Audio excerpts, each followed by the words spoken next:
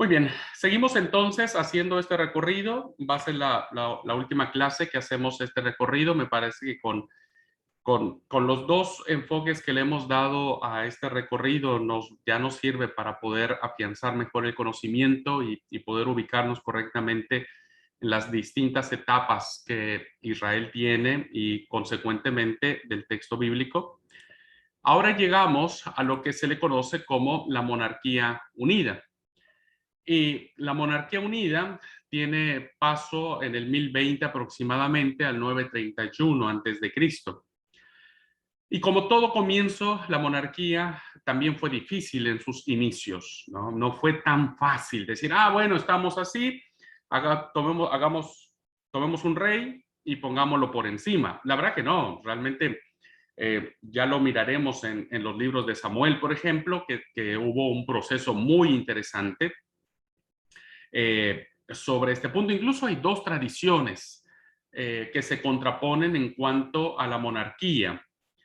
Una tradición tiene que ver más con los defensores de la ultranza de ella, porque hay una lectura del texto bíblico que nos dice que cuando le dicen no te han desechado a mí, no te han desechado a ti, sino me han desechado a mí, hablando el Señor con Samuel, parece ser que hay como una negativa de parte de Dios, ¿no? Como que hay una desilusión, como que hay no una aprobación de parte de Dios para la monarquía.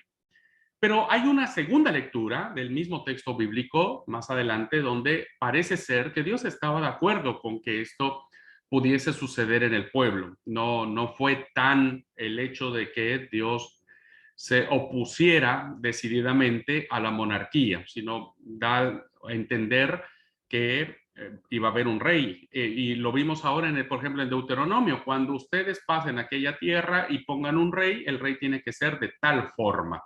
Parece ser que hay una aceptación de parte de Dios para la monarquía. En fin, sin embargo, no fue fácil la instauración de la monarquía. A pesar de los conflictos que existían para ponerse de acuerdo, ¿no? Y finalmente Dios utiliza a Samuel para este fin, Saúl es elegido rey y libra al pueblo de la amenaza filistea, al menos temporalmente. No fue muy fuerte Saúl con la invasión filistea. Más tarde, Saúl, con la obsesionado por la idea de perseguir a David para que no le usurpe el trono, lo quite de él, descuida los auténticos problemas del gobierno.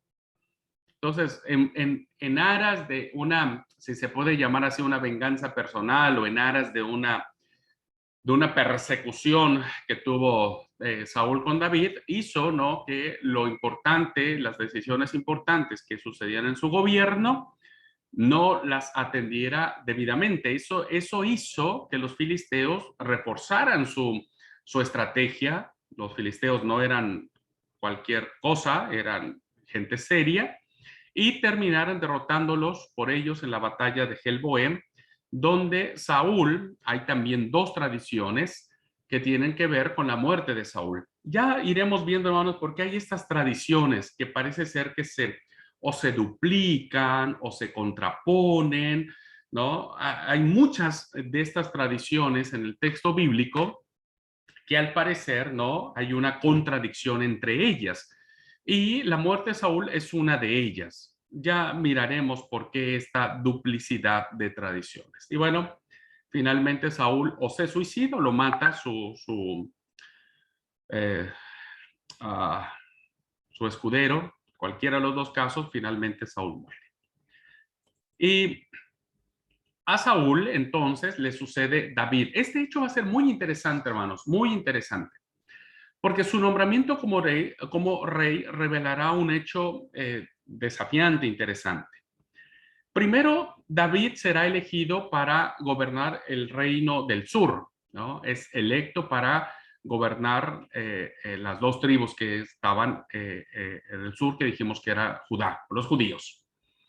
Solo al cabo de 7 años, después de 7 años de su reinado en el sur, las tribus del norte le piden que reine también sobre ellas. Esto demuestra que la unión conseguida en tiempos de Saúl era bastante superficial, no era tan profunda y no había eliminado las tensiones que existían entre estos dos grandes reinos. Cosa que David, lo dije en la clase pasada, lo logró o por estrategia, por sabiduría o por la fuerza. De cualquier modo, la amenaza filistea pudo más que los antagonismos y las tribus tuvieron que, sí o sí, unirse. Es decir, las tribus o los reinos tenían en ese momento la decisión de decir o nos peleamos o no estamos juntos, pero si no estamos juntos, los filisteos vienen y nos van a seguir atacando, entonces dejemos a un lado nuestras diferencias y sumémonos a este proyecto que se llamó el reino de David. La primera decisión de este rey llamado David refleja una gran inteligencia política. Lo explicaba un poco cómo se establece la capital del reino, porque él necesita una capital para gobernar pues, su reino, y como ya ahora se le unieron los dos reinos, el sur y el norte, dice, si escoge una ciudad del sur, los del norte se ofenderán, y si elige del norte, va a molestar a los del sur. Salomónicamente, como después dijimos, decide entonces, dentro de esa campaña de guerrero que David tenía, conquistar una ciudad cananea que no pertenecía a ninguna tribu. Entonces dijo, a ver, listo, aquí esta tierra está invadida por otros, no es de ninguno de nosotros, ok, la conquista, Jebús, ¿no? Es la ciudad que conquista, y le pondrá por nombre Jerusalén. A partir de este momento, se considera la capital del reino y la ciudad personal de David. Jerusalén, entonces, hermanos, no vendrá digamos, de Tierra Santa, no vendrá, por eso es que habría que tener mucho cuidado con elucubrar mucho más de la cuenta con el pueblo judío, ¿no? Y pensar que todo es lo que refiere a Israel, tiene que ver con directamente que bajaron del cielo y que vienen directamente hechos de la mano de Dios. La verdad que no, ya vimos que en sus inicios venían de los arameos, ¿no? Y se constituye Abraham, un descendiente de ellos, y es de donde nace un nuevo pueblo. Ahora nosotros vemos que la ciudad santa, que después tendrá un lugar muy importante, tampoco era de Tierra Santa, digamos, era un territorio muy pagano y muy idolátrico como era Jebús. Pero después David ahí establecerá su reino y más adelante se hará el templo. Su obra posterior, hermanos, en el reinado davídico es muy interesante porque podemos sintetizarla en dos puntos. De esto tendrá mucha cuenta los 40 años que tendrá David para gobernar. Primero es que termina de conquistar todas las ciudades cananeas existentes en territorio de Israel y las anexiona a su reino. Recuerden, uno de los grandes alegados que David deja en su trono son las campañas militares. Campañas que se vio envuelta, por ejemplo, la situación que tuvo con Urías Eteo y la situación con Betsabé. Nacen de estos contextos de conquista, ¿no? De guerra. Y el segundo punto de la obra davídica, del reinado de David, es que lleva a cabo una política expansionista. Y esta política la va a adoptar mucho Salomón, muchísimo, conquistando y sometiendo a una serie de pueblos vecinos, y así consiguió formar un imperio poderosísimo de la Siria-Palestina durante el siglo X antes de Cristo. Entonces, David encontró un apogeo impresionante que hizo que Israel se convirtiera realmente en un pueblo muy codiciable, muy codiciable por las distintas potencias que después vendrán a invadirlos, pero por lo que representaba toda esta expansión, todo este engrandecimiento, si digamos, de conquistas que David tiene, y que eso lo convierte no solo en un pueblo poderoso, sino en un reino poderoso. La sucesión de David está marcada, es decir, cuando David muere, está marcada por una serie de intrigas y derramamiento de sangre entre sus propios hijos. Re interesante esto. Parece ser que no estamos muy lejos, hermanos, de la realidad. Nada lejos. Por eso se me hace muy pertinente el mensaje del Antiguo Testamento para nuestra actualidad, ¿no? Eh, bien, eso es parte de nuestro trabajo de hacer relevante el texto bíblico a nuestro entorno. Y finalmente le sucede su hijo Salomón. No fue fácil la llegada de Salomón al reino. Ahí le metieron el hombro mucha gente, ¿no? Principalmente el profeta Natán le metió el hombro para que pudiese reinar Salomón, quien reina 40 años, del 971 al 931. Y este reinado es uno de los momentos más gloriosos en la historia de Israel. Por eso es que cuando viene el exilio, les pega un montón. El exilio le pega al orgullo que Israel había desarrollado ya un montonal, ¿no? Y bueno, se convierte en un problema para ellos. ¿Por qué? Porque en el periodo del reinado de Salomón, abandonando las guerras exteriores, se dedica casi por completo a construir grandes edificios. El rey Salomón realmente fue un hombre muy visionario, muy visionario. Construye y construye y construye. Hoy, si un gobierno, hermanos, de cualquier país, su política fuese la de la obra pública, olvídese. ¿Por qué cree que cuando hay elecciones, lo primero que hacen los candidatos es obra pública? Por lo mismo. Construyó grandes edificios como el Templo de Jerusalén, su palacio. Fue hermoso el Templo de Jerusalén. Asegura la defensa nacional mediante la construcción y restauración de fortalezas. No recuerdo ahora el dato, la verdad que me olvidé buscarlo, pero los muros que tenían la ciudad, lo que rodeaba la ciudad de Jerusalén, hermanos, eran profundamente muy anchos. O sea, no era una barda, ¿no? No era una hilera de ladrillos. Realmente tenía un grosor muy, muy importante. Por eso cuando vino la invasión de Babilonia, la verdad que les costó para destruir esos muros. Así ha de haber sido la invasión, así ha de haber sido la pelea para ingresar a Jerusalén. Tal fuerza tenían los babilonios que terminaron rompiendo esos muros. Pero bueno, esos muros vienen por el reinado de Salomón. Salomón también organiza el ejército y aumenta notablemente el número de carros de combate y caballería. En su afán de conquistar, olvida lo que Dios le había dicho en un principio que no tenía que hacer y finalmente hace. Los gobiernos que hoy, hermanos, los políticos, los gobernantes y los líderes de iglesia, que hacemos cosas que están en contra de la voluntad de Dios, tarde que temprano son traídos a cuenta, tarde que temprano. Y eso le pasó al reinado de Salomón. Pero sobre todo, en este reinado hay un fomento del comercio impresionante, impresionante. Ah, en esta visión de expansión que tenía Salomón, evidentemente el comercio se vuelve una moneda de cambio y hace más ricos a los ricos. Pero recuerden lo que dije en un principio, ya en la época de los jueces ya empezó a haber una desigualdad social abismal y hace más pobres a los pobres. Porque tiene que haber eso, hermanos. O sea, tiene que haber una clase social para que funcione el comercio. O sea, tiene que haber una clase, ¿no?, pudiente, una clase, como decimos hoy, una media clase, una clase baja y una clase recontra baja, para que los sistemas sociales de cada país o nación puedan funcionar. Controla el paso de las caravanas árabes, ¿no? Construye una flota para traer de África productos exóticos. Fíjense las excentricidades con las que Salomón cayó. Y hoy no estamos lejos, hermano. Hay un montón de líderes, no solo políticos, sino religiosos, que tienen cada excentricidad, que cada locura que raya en decir, ¿de verdad estará pensando en lo que está haciendo? Bueno, ya Salomón puso el ejemplo.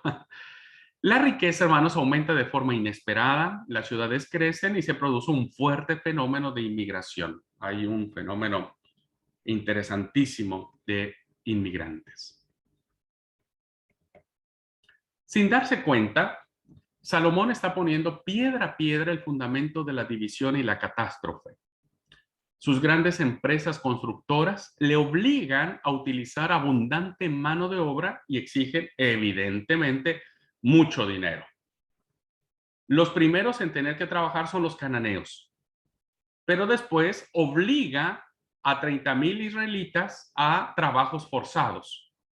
Y lo peor de todo es que este gobierno, ¿no?, impone o coloca impuestos que realmente están afectando a la población. No estamos hablando de nuestros países, que aunque la verdad es un reflejo fiel de lo que hoy estamos viviendo, hermanos. Es un reflejo fiel. Entonces va a ser muy importante recuperar en los libros históricos el actuar de Dios. Y el actuar de Dios debe ser el actuar de nosotros hoy como iglesia, ¿no?, como cristianos, como evangélicos, teniendo el estandarte de Cristo. Pero es muy interesante cómo estos fenómenos que se dan en la antigüedad no distan mucho de lo que está sucediendo hoy en día. El pueblo entonces comienza a cansarse de esta prosperidad conseguida a base de los más pobres. Obvio, el pueblo realmente, como sucede en muchas sociedades, el porcentaje de riqueza solamente está en pocas personas. Y eso hizo que el pueblo empezara a fastidiarse de eso. Se harta de trabajar para mantener una burocracia absurda, ¿no? Burocracia que hoy, díganme si no, hoy estamos cansados de mantener una burocracia en nuestros países impresionante, y un montón de parásitos que pupulan por la corte. Vuelvo a insistir, hermanos, no estoy narrando la historia de nuestros gobiernos o de nuestros países, pero es la verdad, ¿no? Entonces, cuando uno mira que el que trabaja, que el que está produciendo, que el que paga los impuestos que se le ocurre al gobierno en turno, y solo sirve para alimentar la vagancia, alimentar a una sociedad que no trabaja, y entonces, bueno, llega un momento en donde la gente se cansa, y como ha sucedido en muchas sociedades, hermanos, empiezan las guerras civiles, que eso fue lo que sucedió en Israel. Se hizo una guerra civil. Las tribus del sur, que ven en Salomón un rey de su propia sangre, porque recuerden que primero David empezó a reinar en Judá, no protestan demasiado, le bancan un poco, ¿viste? Le bancan la actitud. Tal vez porque eran pocos, tal vez porque, no sé, había ciertas, tal vez, consideraciones hacia ellos, pero las tribus del norte no están dispuestas a soportar esta situación. No están dispuestas, dicen basta, y estalla la guerra civil, y estalla una revuelta muy importante. Fíjense, parece ser que estamos hablando de gente que no conoce a Dios, pero lo impresionante es que sí, era este pueblo que hemos dicho, que es el pueblo de Dios, que mío eres tú, mi especial tesoro, yo te amé y daré naciones por tu vida y hombres a cambio de ti. Bueno, este pueblo que creemos que Dios utilizó y eligió, ahora se están matando entre ellos porque hay situaciones sociales, políticas y económicas que los obligan a ellos. Entonces, esta revuelta o esta guerra civil es capitaneada por Jeroboam, jefe de las brigadas de trabajadores del norte, algo así como el líder sindical. ¿Viste? Nunca falta en las sociedades el líder, ¿viste? El que dice, yo saco cara por ustedes y yo soy el que va a hablar, y el que va a decir y el que todo, ¿no? Bueno, este era Jeroboam. Y Jeroboam se envalentonó y dijo, bueno, listo, ya no podemos más. Pero bueno, en ese momento Salomón tiene el poder, tiene la fuerza y domina la rebelión, la sobaca, la sublevación, la sofoca. Y Jeroboam huye a Egipto. Egipto va a tener un papel muy importante para estas fechas, hermanos. Los profetas, habrá oráculos en los cuales exaltarán la grandeza de Egipto y mirarán en Egipto la mano de Dios. Interesante. Egipto, que en el imaginario colectivo del pueblo es un pueblo malo que hay que destruir y acabar, y si no estuvo esclavizado tanto tiempo. Bueno, Egipto va a tener un papel muy importante porque ahora en este momento Jeroboam tiene que refugiarse en Egipto. Los egipcios lo reciben tranquilamente porque saben lo que significa esto, ¿no? Y lo mismo va a suceder con el profeta Jeremías. Pero cuando Salomón muere, la situación no ha cambiado en lo absoluto. Cuando su hijo Roboam acude a Siquem para ser aceptado por las tribus del norte como nuevo rey, estas le plantean claramente el problema y le dicen: tu padre nos impuso un yugo pesado. Aligera tú ahora la dura servidumbre a que nos sujetó tu padre y el pesado yugo que nos echó encima, y entonces te nombraremos rey y te serviremos. Y bueno, como pasa en muchos políticos, reyes, gobernantes e incluso líderes de iglesia, Roboam, dando muestras de una soberana estupidez e ineptitud política, le respondió: si mi padre os impuso un yugo pesado, yo os aumentaré la carga. Si mi padre os castigó con azotes, yo os castigaré con latigazos. Nada que ver, nada que ver. ¿Te das cuenta la soberbia, ¿no? Con que a veces hay una historia maravillosa.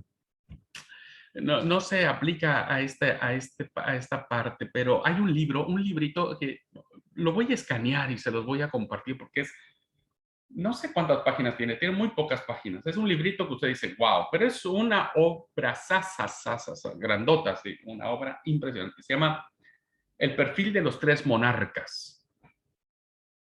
No se ubica esto porque es una obra que tiene que ver con David y su hijo Absalón. Pero lo que quiero decir aquí, ¿no? Es que todos a veces tenemos un Roboam dentro de nosotros, que es lo que quise decir con esta obra. Todos tenemos un Roboam dentro de nosotros, todos tenemos a alguien dentro de nosotros, ¿no es cierto? Donde nos gana el orgullo, la vanidad, qué sé yo. No nos gusta que nos digan que no nos gusta que estén en contra de nuestras ideas, no nos gusta que alguien nos critique, somos siempre personajes, ¿no? Que queremos la luz, los reflectores. Parece ser que todos tenemos un poco de Roboam. Y bueno, eso nos enseña que lo que pasó con esta actitud tonta y absurda que tiene Roboam, ¿no? Hace que la respuesta de las tribus del norte no se haga esperar. Y lapidariamente lanzan una frase: a tus tiendas, Israel. Eso fue lo que dijeron. A tus tiendas, Israel. Es decir, bueno, listo, agarremos nuestros triques y vámonos por donde venimos. Que el descendiente de David se las arregle como pueda. Y entonces en el año 931 se rompe la obra comenzada por Saúl cuando quiso unir a las tribus. La monarquía unida ha durado menos de un siglo. Menos de 100 años duró el gusto de estar juntos. A partir de ahora, de este momento, existirán dos reinos: el reino del norte, llamado Israel, y el reino del sur, llamado Judá. Y los dos reinos, hermanos, iniciarán del 931 al 586. Serán años muy difíciles para Israel, con escasos momentos de esplendor en ambos reinos y con frecuentes épocas de decadencia y de grandes conflictos internos y externos. Habrá un ida y vuelta de los reyes, que para qué les cuento. Y es en estos siglos, hermanos, en la época de los reyes y de estos dos reinos, diríamos, donde el movimiento profético alcanzará su mayor esplendor, ¿no? Alcanzará su mayor esplendor. Siglo 8, siglo 7, octavo, séptimo, antes de Cristo, vendrá a nacer o a fortalecerse, no a nacer, a fortalecerse la figura del profeta. La suerte de ambos reinos, hermanos, no corre de manera paralela. Realmente lo que sucedió tanto en el reino del norte como el reino del sur fueron situaciones diferentes. En el del norte, es decir, Israel, desaparece de la historia en el 722, cuando Salmanasar V de Asiria lo conquista, invade el reino del norte. En sus 209 años de existencia, es decir, poquitito más de 2 siglos, Israel tuvo 9 dinastías distintas y 19 reyes, de los cuales 7 fueron asesinados y uno de plano se suicidó. Algo así como en nuestras épocas, ¿no es cierto? Es decir, un desastre lo que pasó en el Reino del Norte. Un desastre. Y bueno, y terminó un poco más de 2 siglos, duró el esplendor del Reino del Norte, ¿no? Y ahí terminó. En cambio, Judá, que consiguió sobrevivir hasta el 586, es decir, un poquitito más, no sé, siglo y medio aproximadamente, siglo y medio, en sus 345 años de existencia, solo tuvo una dinastía, porque todos los reyes que estaban en el Reino del Sur venían de la descendencia de David. Por lo tanto, hubo 21 monarcas o 21 reyes. Esta estabilidad del Reino del Sur, ¿no?, se debe a un hecho muy importante. Y es que en el sur, en el Reino de Judá, la dinastía davídica cuenta con el respaldo ideológico de la religión oficial. Aquí empieza a tejerse, hermanos, en el Reino del Sur, la idea o la tradición que va a ser sustentada en la figura de David. Tan es así que parece ser que la interpretación que dará los sacerdotes del templo de Jerusalén en función de la persona de David es que esta, en cuanto a la promesa que Natán le dijo a David, que su descendencia duraría eternamente, fue el punto de partida para decir, ok, entonces Yahvé, Jehová, está con nosotros y está a través de la promesa de la descendencia de David, porque esta ha declarado el profeta Natán que es permanente, que es eterna. Y lo único que es eterno es Dios, y por lo tanto, entonces el Mesías tiene que descender de la línea davídica. Este concepto, hermanos, fue muy arraigado, esta tradición fue muy arraigada, tan es así que se refleja de manera muy fuerte en todos los escritos, principalmente los poéticos, principalmente los salmos. Los salmos exaltarán mucho la figura del rey, los salmos exaltarán mucho el templo, muchísimo. Por eso hoy nosotros a veces cuando queremos hacer alusiones al templo usamos salmos, ¿no? Mejor es un día en la casa de Jehová que estar 1000 fuera de ellos, porque los atrios del Señor, porque el templo, porque ¿qué sucedió en esta teología? El Dios peregrino que acompañó al pueblo ahora está encerrado en su templo. Y por eso el Reino del Sur estuvo mucho más unido. Se unieron mucho a esa idea y eso fue lo que los mantuvo más estables, aparte de que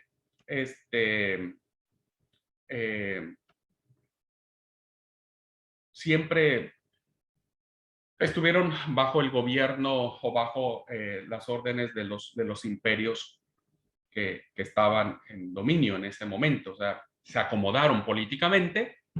Y entonces eso hizo que los imperios poderosos de aquellos tiempos no los invadieran. Pero nada es para siempre, hermanos. Cuidado con eso.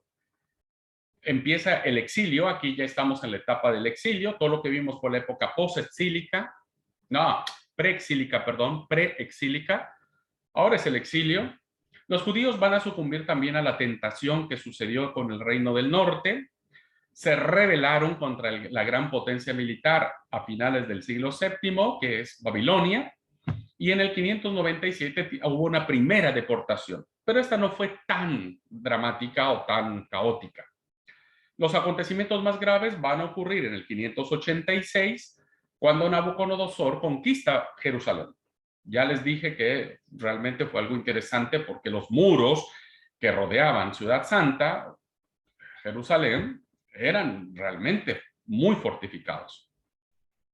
La incendia, fíjense, y deporta a numerosos judíos a Mesopotamia. Y entonces comienza el periodo del exilio, el momento más triste, porque se va a asemejar a el acontecimiento del éxodo, a la opresión de Egipto. Entonces Israel dirá otra vez, volvemos a la esclavitud, a la opresión, y eso fue fatal para ellos. El pueblo entonces quedó dividido de 3 grupos. Hay 3 grupos en esta invasión de Babilonia. El primer grupo son los que quedan en Palestina, principalmente los campesinos pobres, que tendrán que arreglárselas y rearmarse y reagruparse y hacer una teología muy interesante. Vamos a descubrir la teología de los que se quedaron en Jerusalén, porque ellos también reflexionaron sobre lo que Dios estaba haciendo. Se impuso más la teología de los que fueron deportados. Sí, lo entiendo. Pero los que quedaron también hacen reflexión, y hacen reflexión teológica muy interesante, y lo vamos a ver ya después. Bueno, el segundo grupo tiene que ver con los que marchan a Babilonia, y el tercero, incluido el profeta Jeremías, son los que huyen a Egipto, y Egipto finalmente los cobija. Es el más importante de estos grupos, porque se tenía que formar la élite intelectual y religiosa a donde iban cautivos, fue los que se llevaron prisioneros a Babilonia. Si ustedes quieren saber realmente el sentimiento de los que estaban allí cautivos, lean el Salmo 137. Impresionante, es un salmo muy impactante, la verdad que conmueve cada palabra. Se los sugiero que lo lean en otras versiones. Pero el Salmo 137 nos recuerda los sentimientos de los deportados, que eran emigrantes forzosos en tierra extraña. Obvio, se los llevaron cautivos. Y decían ellos, junto a los canales de Babilonia nos sentamos a llorar, acordándonos con nostalgia de Sión. Y otra parte del Salmo decía, y nuestros raptores decían, o nuestros captores decían, y ahí están las guitarras, cántenos algo, canten lo que ustedes cantaban en su tierra. Una forma muy irónica, ¿no? Y muy dolorosa de decirles, pues ahora están aquí con nosotros y se aguantan, ¿no? Realmente fue una experiencia muy difícil. Pero algo muy interesante que nace de esta experiencia es la gran actividad literaria que se da del texto bíblico. Ya lo vimos en nuestra clase de Historia de la Biblia, es en el exilio donde se conforman, se agrupan, se afirman todas las tradiciones que se venían trayendo principalmente del Pentateuco. Y finalmente, hermanos, vamos ya acabando. Ahora estamos en el periodo persa, ¿no? Ya viene la pesadilla del destierro, termina en el 538, cuando Ciro, rey de Persia, conquista Babilonia y promulga un decreto liberando a los cautivos y permitiéndoles volver a Palestina. Un grupo de judíos se pone en marcha a Jerusalén. Ojo con esto, hermanos, no todos. Ya dijimos, lo expliqué hasta el cansancio, no todos. El profeta Isaías, el trito Isaías o el tercer Isaías, había visto que cuando esto terminara el cautiverio, ellos se van a ir a Sión cantando, gozo perpetuo habrá sobre tus cabezas, y etcétera. Pero no se dio. Esa profecía no se cumple porque no vuelven todos los judíos con toda esa pompa, sino solamente vuelve un grupo de personas. Cuando llegan a la tierra prometida, el panorama no puede ser más desalentador. Ciudades en ruinas, campos abandonados, murallas derribadas, el templo incendiado, es decir, era una escena realmente digna de Hollywood. Muy, muy triste, muy desoladora. El pueblo sigue sin libertad política porque desgraciadamente hubo otros que se aprovecharon, ¿no?, de ellos y los siguieron, pues se quedaron los más débiles, entre comillas, y bueno, siguieron sojuzgados. Pero Judá, hermanos, el pueblo del sur, va cobrando poco a poco nueva vida y en el 515 se termina de reconstruir el templo de Jerusalén. Algo interesante de este dato, hermanos, es que los años siguientes, que casi conforman un siglo, son muy oscuros y no hay ninguna o casi ninguna noticia de lo que sucedió en ese tiempo.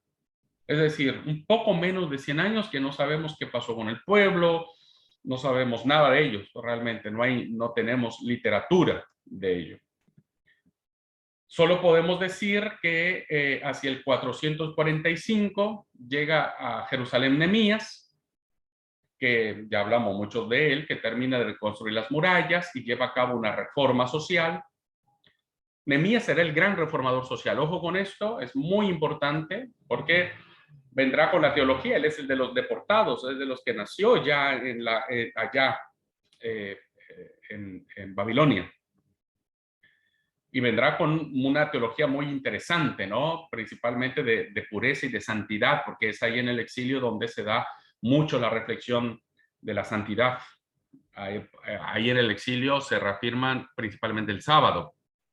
Entonces, cuando llega aquí al Reino del Sur, ve que la gente se ha mezclado, unos se han casado con mujeres que no son del pueblo, y bueno, hay un revuelo ahí muy interesante.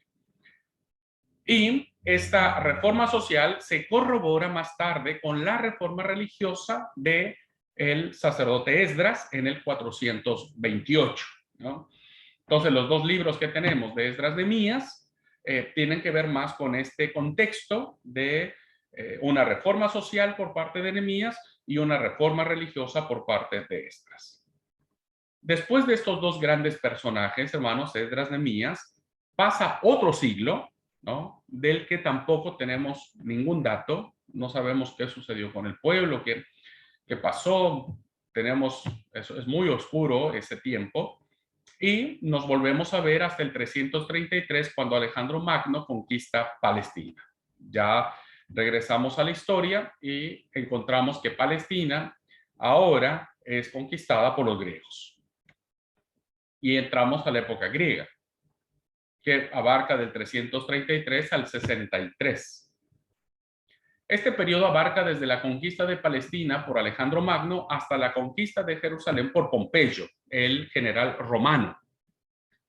Los datos que tenemos sobre él, los datos que sobre él tenemos, están repartidos de forma muy desigual. Son escasos los referentes al siglo III y muy abundantes las situaciones que se vivieron en el siglo II gracias a los libros apócrifos de los macabeos y a las obras del judío griego llamado Flavio Josefo. Aunque hablamos de época griega, recuérdese que el imperio de Alejandro se dividió a su muerte en 4 partes, pero refiriéndonos solo a Palestina, lo que afectaba a los judíos eran 2 reinos, los de Egipto, que era gobernado por los Ptolomeos, y Siria, que era gobernada o dominada por los Seleucidas. Entonces, Palestina estaba en medio. Arriba estaban los sirios, ¿no?, de Palestina, y abajo estaban los egipcios gobernados por los Ptolomeos. Entonces, Palestina estaba en medio. Y Palestina, dada su excelente posición estratégica y comercial, será víctima de las envidias y luchas de estas familias por poseerla. Entonces, Israel, hermanos, irá de los Ptolomeos a los Seleucidas, de aquí para allá. Durante el siglo III estarán dominados por los Ptolomeos, ¿no?, que era el imperio griego que se dividió después de la muerte de Alejandro Magno. Y durante el siglo II antes de Cristo estarán gobernados por los Seleucidas, que estaban en la parte norte de Palestina, que era Siria. Precisamente contra estos últimos, ¿no?, que tiene que ver con los Seleucidas, tendrá el gran levantamiento de los macabeos. Aunque al principio las relaciones con los sirios fueron buenas, ¿no?, hubo buena relación, la situación cambió por completo en el 175, cuando, por desgracia, sube al trono el famoso y terrible rey Antíoco IV Epífanes, que será la referencia que tomará el profeta Daniel para escribir contra este personaje perverso. Fíjense lo que pasó con Antíoco Epífanes. Este rey, gran entusiasta de la cultura griega, se pondrá como meta la helenización de su reino. Es decir, es el tipo que dijo, bueno, vamos a traer todas las cosas de los chinos, de los yanquis, ¿viste? Es como si alguien quisiera venir a invadirnos con todas las ideas que tienen otras culturas. Este hecho y el despojo continuo de los tesoros para financiar sus guerras harán que los judíos le enfrenten otra vez de manera muy enérgica.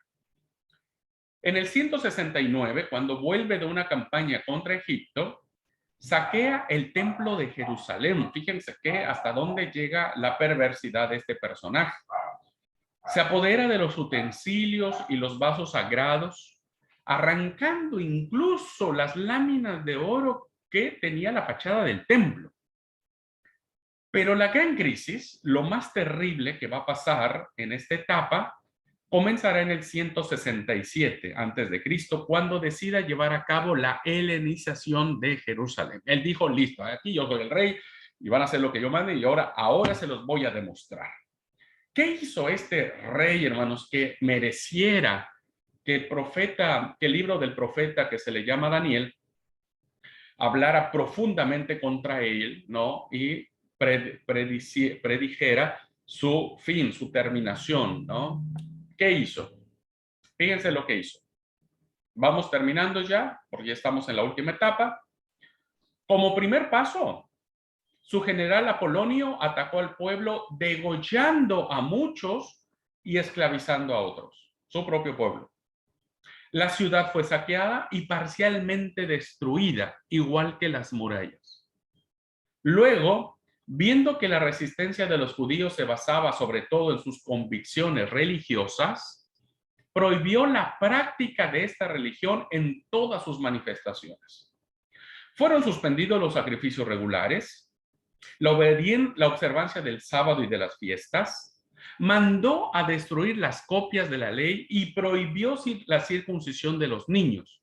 Cualquier transgresión a estas normas era castigada con la muerte. No contento con estas medidas represivas, Antíoco IV Epífanes levantó al sur del templo una ciudadela, un pequeño barrio, diríamos, llamado el Acra, que era una colonia de paganos helenizantes y judíos renegados. Interesante este punto, no lo voy a desarrollar mucho, ya cuando lleguemos a Nuevo Testamento lo desarrollo más, pero había judíos que dijeron, sí, listo, dejemos eso, qué tradición, ni qué nada, vamos a, lo de hoy, la moda de hoy es los griegos. Y bueno, esta gente vivían en ese lugar, que era una construcción propia, y es probable que la Jerusalén se consideraba como territorio de esa ciudad. Además, lo que hizo este terrible rey, ¿no? Se erigieron santuarios paganos por todo el país y se ofrecieron con ellos animales impuros. Los judíos fueron obligados a comer carne de cerdo bajo pena de muerte y a participar en ritos idolátricos.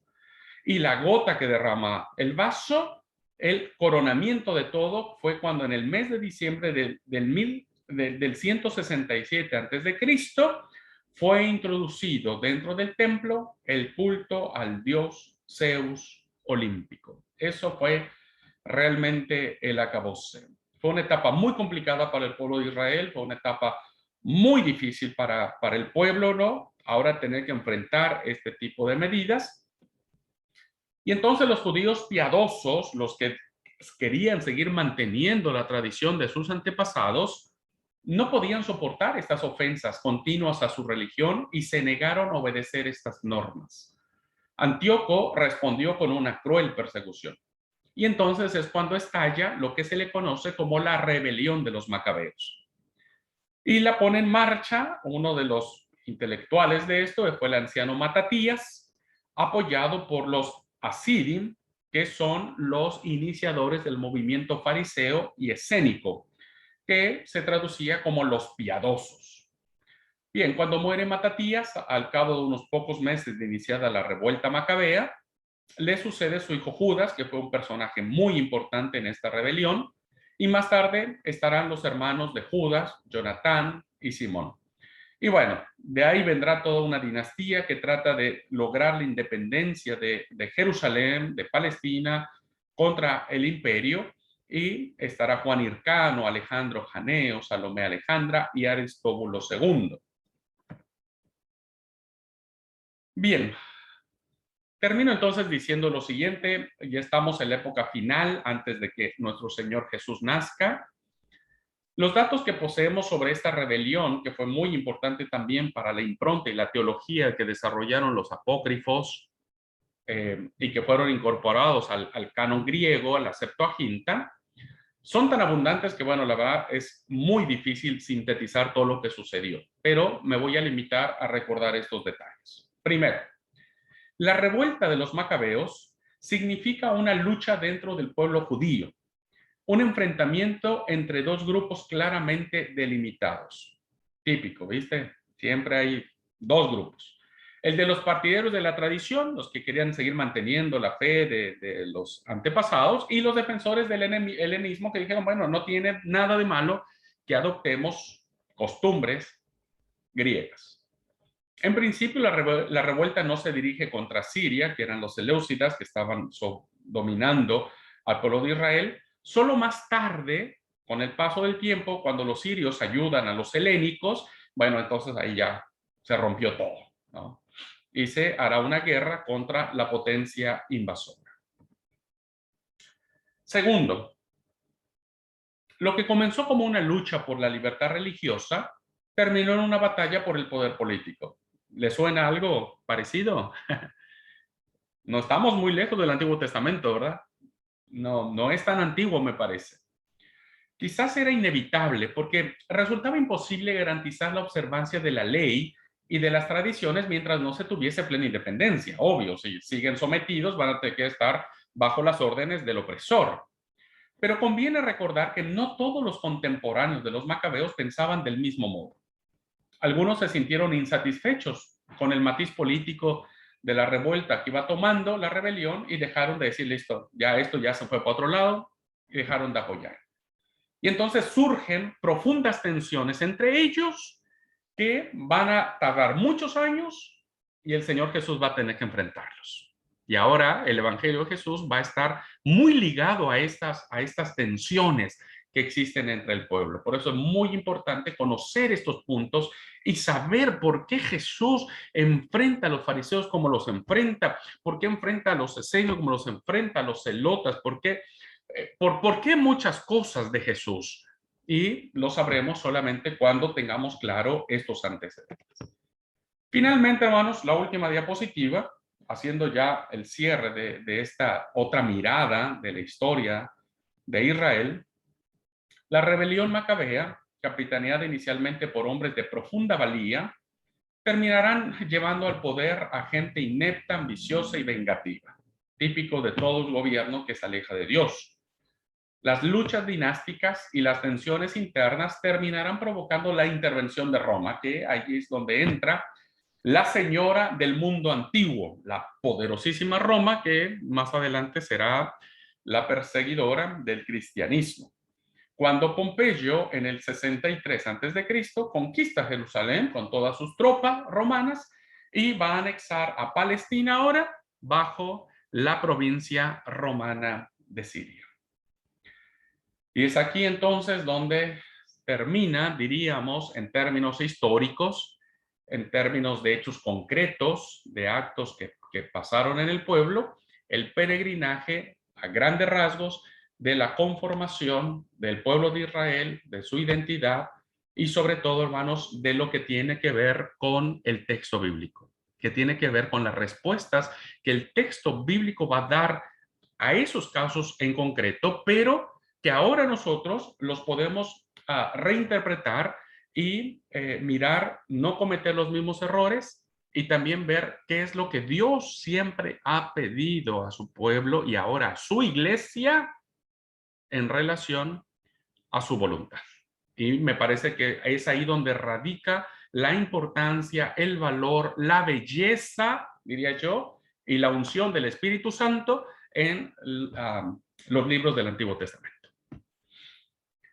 Bueno, hermanos, espero no haberles cansado, espero haber sido un poco menos árido en la historia y haber dado un panorama muy general del mismo.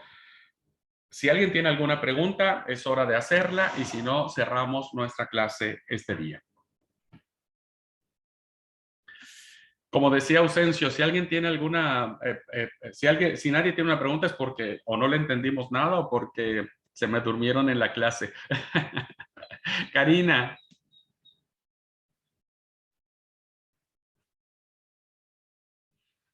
Tu micro está cerrado, Karina.